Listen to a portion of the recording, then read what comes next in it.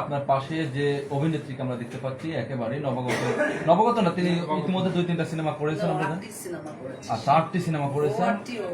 আচ্ছা, যারা আপু সম্পর্কে আপনি জানতে চাই, এবং নতুন একটি সিনেমা তিনি করলেন খিলাড়ি, কি বলতে চান এই উদ্দেশ্যে? যারা আমার দেশের লোক, খুলনার মানুষ, আর যেখানে যার জন্ম হয় সেখানের মানুষদেরকে আসলে অনেক ভালোবাসতে ইচ্ছে করে, সেক্ষেত্রে যার প্রতি আমার শুভকামনা।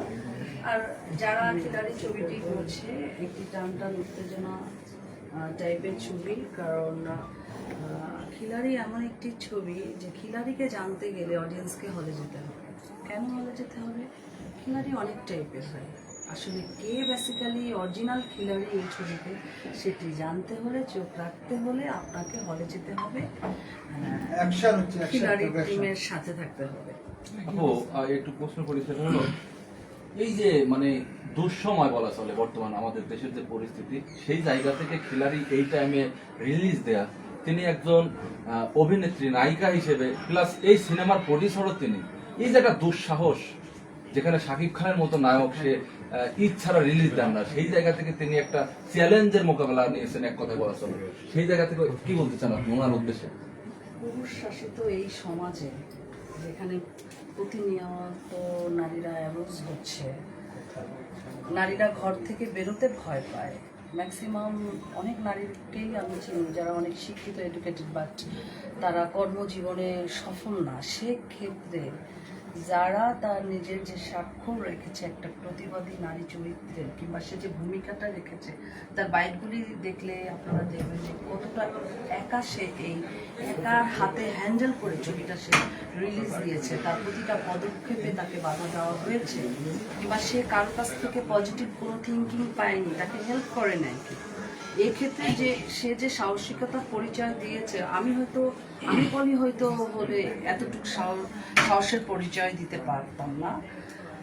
অবশ্যই এরকম প্রতিবাদী নারী আমাদের চলচ্চিত্রে আরও অনেক বেশি আসা উচিত। সমাজে যত নারীরা এগিয়ে আসবে তত সমাজ উন্নত হবে, কারণ বহির্বিশ্বে আমরা দেখেছি যে একটি দেশ উন্নত হতে গেলে নারীদের একটি অগ্রণী ভূমিকা থাকে। সেক্ষেত্রে যারা আমাদেরকে বুঝিয়ে দিয়েছে নারীরা একা নয়, নারীরা অবলা নয়, নারীদেরও একটি মন আছে, নারীদেরও একটি ভাষা আছে, যে ভাষা দিয়ে যারা প্রমাণ করেছে যারা একটি শক্তিশালী প্রডিউসার।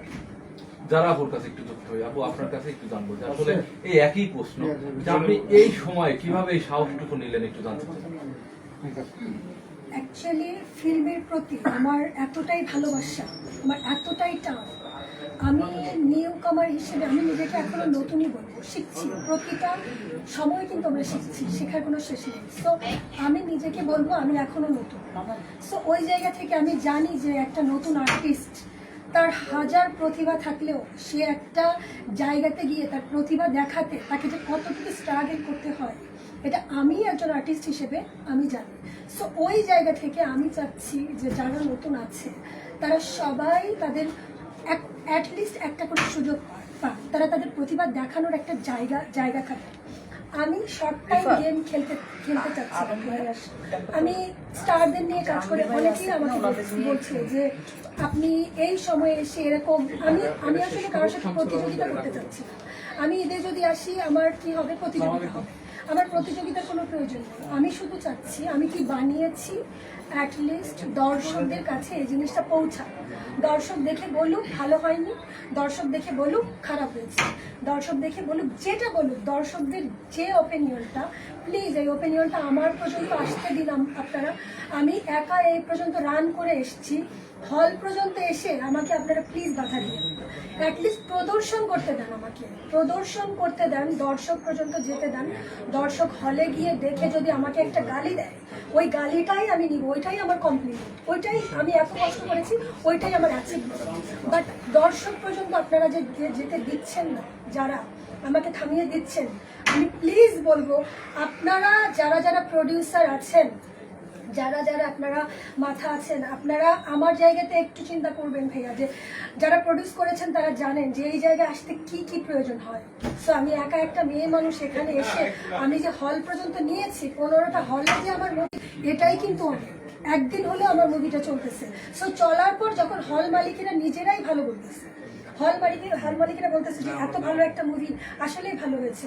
তো 5ই আগস্টের পরে দর্শক খুবই কম, সেই কম জায়গা থেকে ঈদের মুভি ছাড়া যে এই যে মুভি, এই মুভিটা এতই ভালো হয়েছে, দর্শক রিভিউ ভালো। আপনারা নিজেরা হলে গিয়ে দর্শকদের কাছে একটু জিজ্ঞাসা করেন না যে মুভিটা কেমন হয়েছে।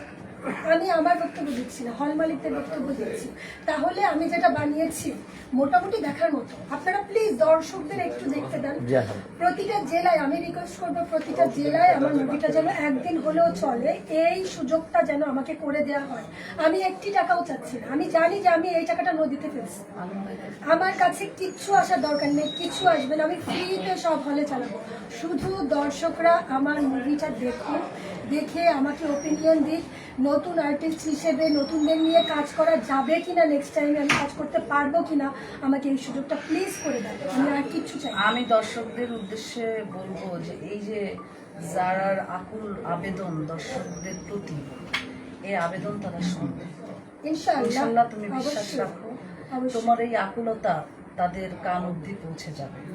আমি বলি তোমাকে কথা দিচ্ছি ওর কাছে। আচ্ছা দারাপুর কাছে আরেকটু শুনবো। দারাপু, আপনি একজন প্রডিউসার, নায়িকা হিসেবে নিচ্ছেন না, একজন প্রডিউসার হিসেবে প্রশ্ন করতে চাই, যেখানে বড় বড় প্রডিউসাররা মানে সাহস রাখে না এই সময় সিনেমা তৈরি করার, যেহেতু সিনেমার মানে শেষের দিকেই চলে যাচ্ছে বললেই চলে, সেই জায়গায় আপনি নতুন করে সিনেমাকে সামনের দিকে এগিয়ে নেওয়ার জন্য যে চ্যালেঞ্জটা নিয়েছেন, এই যে একটা মানে মোকাবেলা, চ্যালেঞ্জের মোকাবেলা, এইটা কিভাবে সাহস পান, কে আপনাকে যোগান দেয় একটু জানতে চাই। আসলে ভাই আমার সাহসটা সম্পূর্ণই আমার নিজের।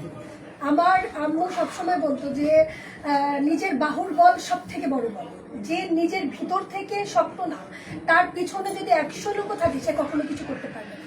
আপনি যতক্ষণ নিজে শক্ত থাকবেন, আপনার পিছনে কেউ না থাকলেও আপনি দেখবেন সামনে এগিয়ে গেছে। তো আমি আমার ভিতর থেকে খুব হার্ড একজন পার্সন। আমি যখন যেটা করি আমি আমার নিজের শক্তিতেই করি, আমি কখনো কারোর শক্তিতে কখনো কিছু করিনি। মুভির জগৎটা হচ্ছে আমার ভালোবাসার একটা জগৎ। সবাই যেমন একটা জগৎকে ভালোবাসে, আমি মুভিকে ভালোবাসি, আমি চলচ্চিত্রকে ভালোবাসি। আমার মধ্যে প্রতিভা আছে, গড গিফটেড এটা। তো আমি এই যে প্রতিভা যদি আমি বিকশিত না করি তাহলে তো এই প্রতিভার কোনো মানে নেই। আমি ওই জায়গা থেকে, যেহেতু আমার প্রতিভা আসছে, আমি কেন এই জায়গাটাকে নষ্ট করবো? আর নতুনরা যেহেতু এত কষ্ট করে সুযোগ পায় না, তো সেহেতু আমি যেহেতু নতুন, আমি চাইবো যে নতুন যারা আছে তারা আসুক, তারা আমার প্রোডাকশনে কাজ করুক, আমি সুযোগ করে দেই। আমার ইচ্ছা আছে, আমার সামর্থ্য আছে, আল্লাহ পাক আমাকে অতটুকু সামর্থ্য দিয়েছেন। তো আমি চাচ্ছি যে আমার ইন্ডাস্ট্রির যারা বেকার আছে, যারা নতুন আছে, আমি তাদেরকে নিয়ে সাহসিকতার একটা পরিচয় দেই। আপনারা শুধু আমার পাশে একটু থাকেন যে আমি যেন হল পর্যন্ত এসছি, এখন আমার এই হলে আমার মুভিটা যেন যায়, আমি নেক্সট কাজটা যেন সুন্দরভাবে ধরতে পারি। আমাকে যদি এখানে থামিয়ে দেওয়া হয়, এখানে যদি আমাকে এভাবে স্টপ করে দেওয়া হয়, তাহলে কিন্তু একটা প্রডিউসার হত্যা করবেন। আমার একটা মুভিতে কিন্তু মিনিমাম 70 জন কাজ করেছে। এই 70 জন কিন্তু আমার বাংলাদেশের ইউনিট ছিল। আমি কিন্তু বাইরে থেকে একটা টেকনিশিয়ানও আনি, একটা আর্টিস্টও আমার বাংলাদেশের বাইরে নেই। তাহলে আমার পুরো টেকনিশিয়ান, আমার মিউজিক ডিরেক্টর থেকে শুরু করে, আমার প্রোডাকশন বয় থেকে শুরু করে যারা কাজ করেছে, মিনিমাম 70 জনের উপরে। এই 70 জনের কিন্তু ফ্যামিলি আছে। তাহলে যারা এই একটা টাকাও খেয়েছে, তারা কিন্তু আমার বাংলাদেশের মানুষই খেয়েছে, বাইরের কিন্তু খাইছে। তো আমি যদি আজকে এখান থেকে লাভবান হওয়ার কিছু নাই, আমি যদি প্রত্যাশিত যাচ্ছে সেটাও আমার প্রয়োজন, আমি সন্তুষ্ট হই যে হ্যাঁ আমার দর্শক পর্যন্ত আমি পৌঁছাতে পেরেছি, তাহলে কিন্তু নেক্সট আর একটা কাজ আমি ধরতে পারবো। নেক্সট আর একটা নতুন হিরো এখানে সুযোগ পাবে, নতুন আর্টিস্ট সুযোগ পাবে, আমার যারা টেকনিশিয়ান আছে তারা কিন্তু সুযোগ পাবে। আপনারা আমাকে থামিয়ে দিচ্ছেন মানে কিন্তু পুরো বাংলা ইন্ডাস্ট্রিকে থামিয়ে দিচ্ছেন। একটিবার চিন্তা করে দেখেন, আমি তো বাইরে থেকে আসি এবং বাইরের কাউকে নিয়ে আমি কাজও করছি না, এবং আমি আপনাদেরকে আরো প্রমিস করছি আমার নেক্সট প্রজেক্ট কিন্তু বাংলাদেশের সবাই কাজ করবে। একটা আর্টিস্টও একটা টেকনিশিয়ানও আপনারা বাইরে পাবেন না। সো আমাকে আপনারা হেল্প করবেন, বাংলা ইন্ডাস্ট্রিকে আপনারা হেল্প করবেন। আপু ওদের একটা প্রশ্ন করতে চাইছিলাম, সেটা হলো আপনি আমরা দেখলাম এই সিনেমায় সাংবাদিকতা পালন করতে, আসলে সাংবাদিকতা যে পেশাটা, এই পেশাটা কতটুকু অনুভব করতে পারছেন? হ্যাঁ, সাংবাদিকতা পেশা আসলেই একটা খুবই বাংলাদেশের প্রতিটা দেশের এটা সমাজের একটা আয়না বা সমাজের একটা দর্পণ। আমরা মনে করছি আরে দেখো একটা ক্যামেরা নিয়ে বসে আছে সাংবাদিক, কিন্তু আসলে আপনি সমাজের প্রেক্ষাপট, সমাজের সবকিছু আপনি সকলের কাছে তুলে ধরবেন কিভাবে? একমাত্র সংবাদের মাধ্যমে। একটা খুন হয়েছে, ওই সংবাদটা যদি আপনি চাপা দিয়ে দেন, দেখেন ওইটার কোনো বিচারও আপনি পাবেন না। So, একটু আলম ভাই, একটু হ্যাঁ, আলম ভাই কই? একটু তার বসেন ভাই, বসেন।